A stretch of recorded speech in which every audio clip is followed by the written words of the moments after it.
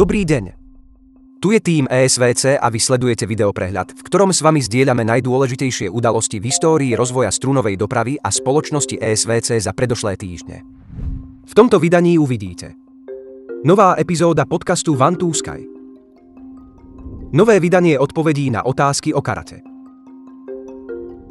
Global Transport Investments Incorporated zverejnila vyhlásenie o dividendách za rok 2024.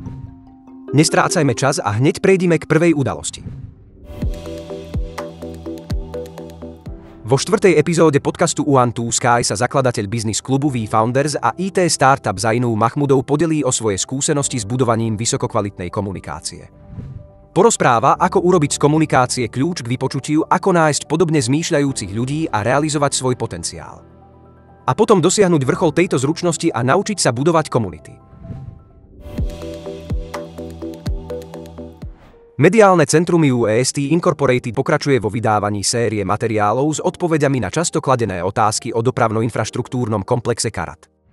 V ktorých oblastiach dopravy sa dá využiť, odpovedia odborníci v novom čísle.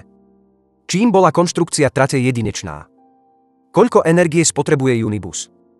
Aká je odolnosť Unimobilu voči vysokým teplotám?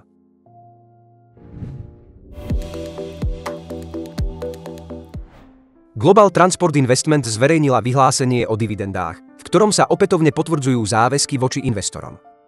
Dividendy budú podľa dokumentu vyplácané zo ziskov distribučných spoločností dopravno-infraštruktúrnych komplexov UEST a licencií na strunové technológie UEST.